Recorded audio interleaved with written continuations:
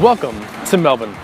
We are here at the center of the City of Melbourne at the famous Federation Square just across from Flinders Street Station. And we're here today to talk to you about the international student profile here in the City of Melbourne.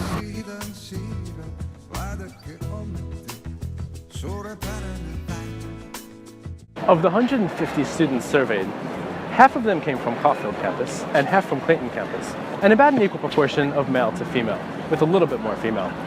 An astounding 47% of the students were coming from China. That's more than the next 7 countries combined. As far as ages, most of the students were between the ages of 19 and 26, with over 50% between the ages of 23 and 26.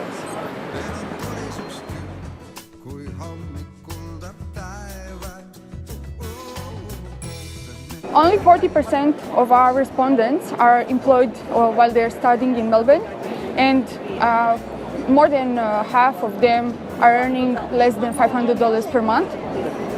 From this number, only 20% are paying the tax. If you make the comparison between the employment status on one side and the gender on the other side, we can notice an equal proportion of the gender employed.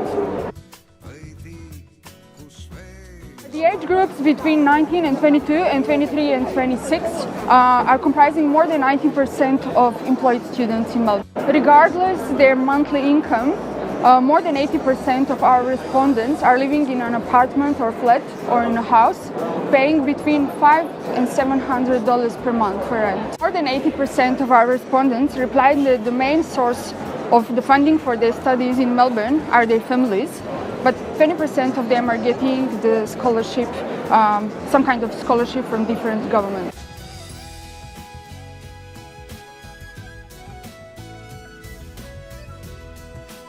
Our data shows that international students frequently visit the City of Melbourne, with 85.4% of respondents visiting the City of Melbourne at least once in the past month. In addition, 9% of respondents live in the City of Melbourne. So how do the 94% of respondents get to and around the City of Melbourne? Almost 4 out of 5 respondents use public transport to get to and around the City of Melbourne, with trains being the main source of public transport, followed by trams and finally buses. Yet only 1 in 3 public transport users are satisfied with the public transport system. In addition to public transport, self-driven is the second main mode of transport to and from the city, with 11% of respondents indicating this as their main mode.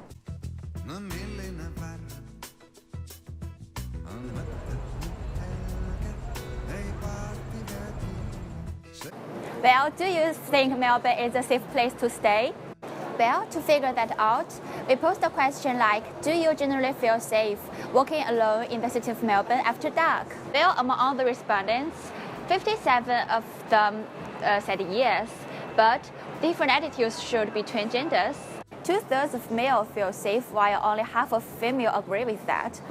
Another interesting finding is that 38% of respondents feel unsafe in the city, but they still would like to recommend Melbourne as a place to live. It means more than 1/3 of our respondents don't take safety issue as a major concern when they decide to recommend the City of Melbourne to others.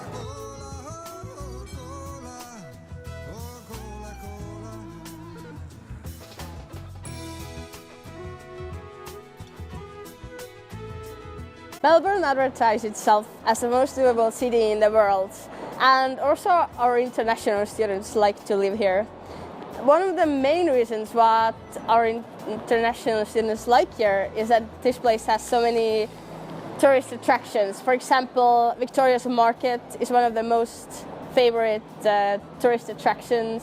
Also the Melbourne Museum, Federation Square and Chinatown.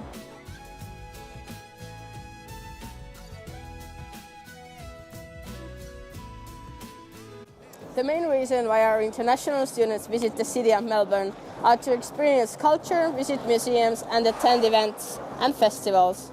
The city is also loved for the good coffee and food.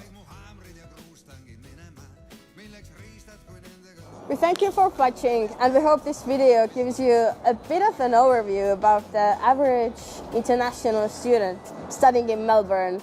Let's just say our students love Melbourne, and it's such a good city to live in.